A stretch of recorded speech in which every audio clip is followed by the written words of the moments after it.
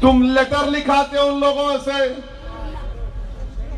कि हमको जरूरत नहीं है सीट की, किसी और को दे दो, क्योंकि हमको हमारे हिंदू भाई बहन का वोट नहीं मिलता। झूठ बोल रहे अशोक राव, तुम झूठे हो। तुम्हारी पूरी सियासत झूठ से शुरू हुई और इंशाअल्लाह ताला तुम्हारी झूठ तुम्हारा खात्मा करेगी। अब देखना तुम क्यों नहीं देते हमारे हिंदू भाई वोट। क्या असदुद्दीन ओवैसी को नहीं देते? हैदराबाद में देते, बराबर डंके की चोट पर देते। क्या औरंगाबाद में हिंदू भाइयों और बहनों ने इम्तियाज जलील को वोट नहीं दिया? क्यों दिया? कहा कि इम्तियाज जलील से आकर, मैं खुद सुना एक गुफ्तगू, हिंदू भाई बहन ने आकर कहा कि मिस्टर इम्तियाज जलील, आपको इसलिए वोट दे रहे हैं कि हम शिवसेना के उस एमपी से तंग आ चुके हैं, वो सिर्फ हिंदू मुस्लिम की बात करता है, हम आपको वोट दे रहे हैं। सिखों ने वोट दिया। एक बड़े सिख खानदान के घर पर मैं इम्तियाज जलील गए, घर में बिठाकर गुलपोशी करके मीडिया के सामने, दिल्ली से कोई मीडिया की टीम आई थी, उनके सामने कहा कि मजलिस का जलसा हो रहा है, हम जमीन दिए जलसे के लिए और हम सबके सामने बोल रहे कि हम इम्तियाज जलील को वोट देंगे। वोट मिलता क्यों नहीं मिलता? मगर कांग्रेस हमको हमारा गुलाम बनाकर रखना चाहती है। कांग्रेस हमेशा ये कहती है कि तुम हमारी गुलामी करना, तुम जैसा हम बोले बैठना, जैसा बोले खड़े हो जाना, तुम सोचना नहीं, हम जो ऑर्डर पास करें तुम उस पर अमल करना। मेरे भाई, हम इंसान हैं, हम किसी के गुलाम नहीं हैं।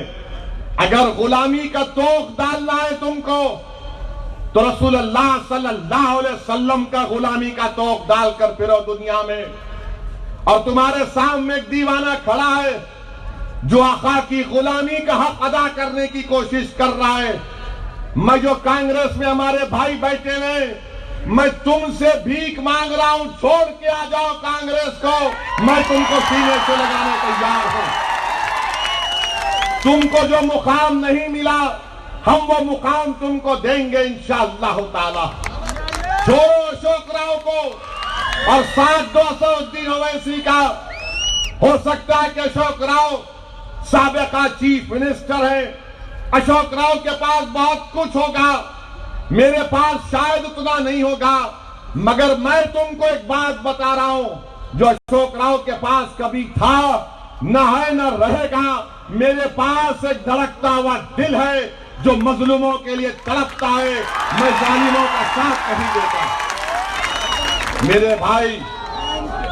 मेरे भाई, ये बात को आपको समझना है कि हमको बिठाकर जबरन खत लिखाते, क्या बात है? क्या इस तरह कोई सियासी पार्टी चलती है? क्यों खत नहीं लिखे कि राहुल गांधी को अमेठी नहीं लड़ना चाहिए था? और राहुल गांधी कहां से जीते? सुनो कांग्रेस के डाकुओं, अगर मेरी आवाज भोकर तक नहीं पहुंच रही है तो नौजवानों, जरा रिकॉर्डिंग करो और भोकर के तमाम फेसबुक, जिसको मैं फसाद बुक बोलता हूं, उसमें फैलाओ। अगर हम ये बात बोल दें जो कांग्रेस कह रही है कि मुसलमान को दिए तो हिंदू वोट नहीं देता, बोले नहीं बोले? बोलो आप, बोले नहीं बोले? थोड़ा हाथ उठा दो कम से कम। अशोक राव देखो, हाथ उठ गए तुम्हारे खिलाफ। डाकुओं देखो, ये हाथ उठ गए।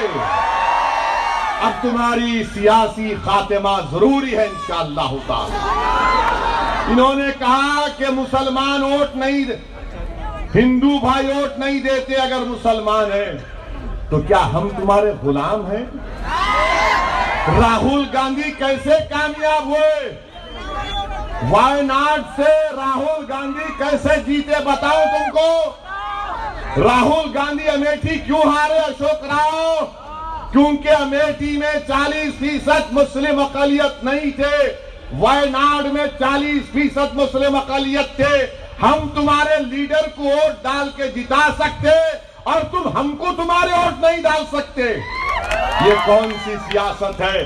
तो मैंने क्या कहा था कि 37% से वोट बीजेपी को 44% हो गया, यानी अशोक राव ने खुद बीजेपी को वोट दिया और हमसे कह रहे कि तुम अगर खड़े हो गए तो वोट नहीं मिलता। तो मालूम हो गया कि इनका मकसद ये है कि कभी भी मुस्लिम अकलियत की एक लीडरशिप ना पैदा हो जाए।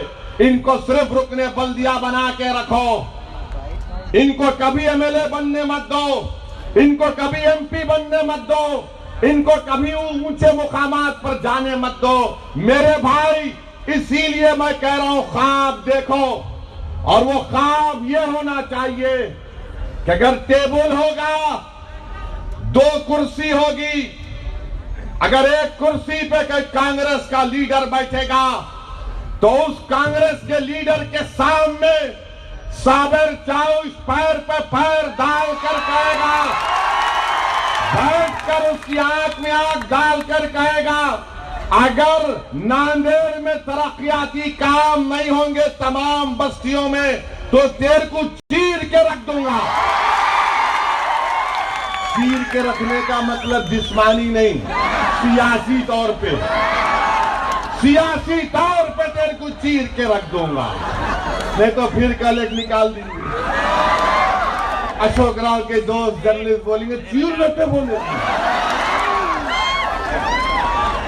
सियासी तौर पर चीड़ फाड़ करेंगे अब इंशाअल्लाह, ये बोला मैं। वो तो तुम किए सिखों के साथ, वो तो तुम किए मुंबई में, वो तो तुम्हारा काम है। मैं उस